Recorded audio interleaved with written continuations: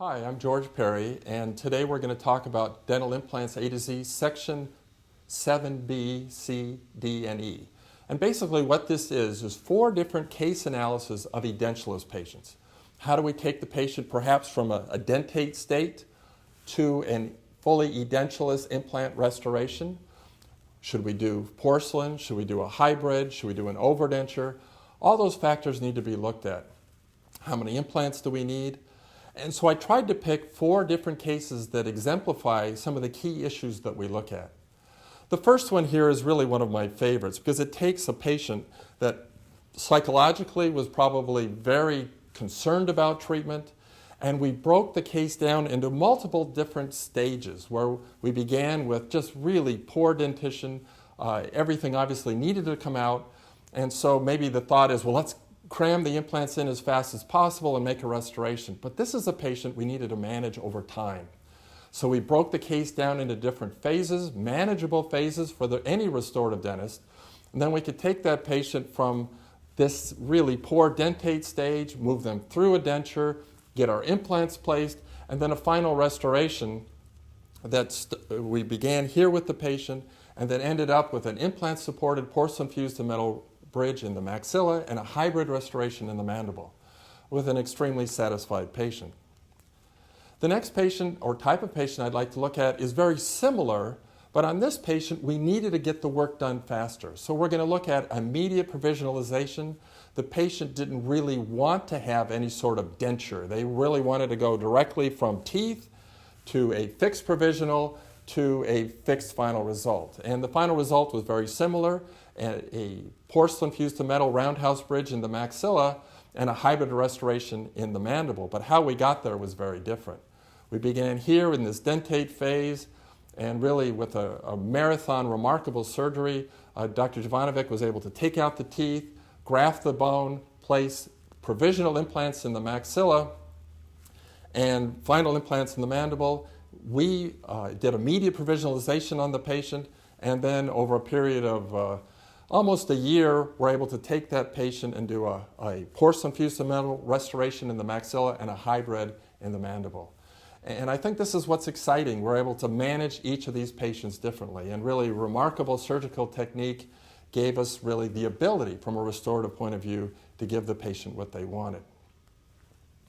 Another type of patient would be one we'd have to consider where we don't really feel we can do a fixed restoration, in this case in the maxilla. Due to the amount of bone loss, the need for lip support, saliva control, airflow control, we wanted to go with an overdenture. So there is value to an overdenture, especially when we think of aesthetics. It may be more aesthetic to do an overdenture. It gives us more control restoratively, but it takes an education of the patient so they understand the limitations. It also, this case, brings out the fact that even though we had residual teeth in the mandible was so resorbed, the surgeon had great challenges in terms of placing implants even in the mandible. We were able to get enough implants in the mandible to do a hybrid. In the maxilla, we had other challenges, and we used a bar. And why we designed the bar in this way, how we use the bar, is a big factor that we look at. And then the final result with a hybrid in the mandible and an overdenture in the maxilla, I think really helps us understand why sometimes an overdenture gives the patient back what they've lost, which is lip support, emergence profile of the teeth, and that aesthetic outcome they want to have.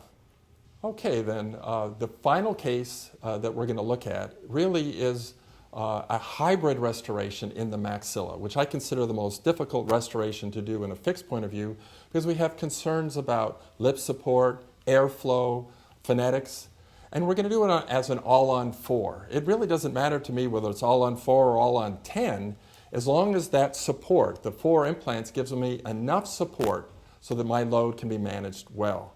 But we'll look at what we're looking for to achieve that with the all-on-4. When we get the implants and we feel that they can support the load, there's still technical issues. How do we take the impression? Do we need to use abutments? Can we do a milled framework directly to the head of the implant? All those things will be discussed, and on this case we did use a milled framework directly to the head of the implant. We educated the patient about the fact that this is a supragingival restoration, that we're not going to have a smooth profile from the teeth right to the bone. And this is probably the minimum restorative space, which sounds like a good thing, but for a hybrid restoration, that leads to certain problems. Hiding the hardware, making it look aesthetic, making it really support the lip correctly, all those are challenges. And so it's kind of fun to go through these things. And if we, as restorative dentists, understand what the limitations of each of these treatments are, it makes the final outcome, I think, better for the patient because they need to accept them before we're really ready to go ahead and do the treatment. So with this case, we began really with a retained 6-unit bridge on 2 canines. The worry that I have as a restorative dentist is we may have too much bone. Hopefully that doesn't surprise you at this point, that I might have too much bone. We need to place the implants in a position vertically that gives me enough restorative space. But when we do that, we get the implants placed along the borders of the sinuses with some distal angulation to create a greater anterior-posterior spread. We can support the framework well and give us the outcome that we're hoping to achieve, and we're hoping to avoid this sort of result. This is not the result we're looking for. This is just fantastic material that it's taken 30 years to put together, and I really look forward to sharing this material with you. For more education programs, visit the Guide Institute at www.guidedental.com.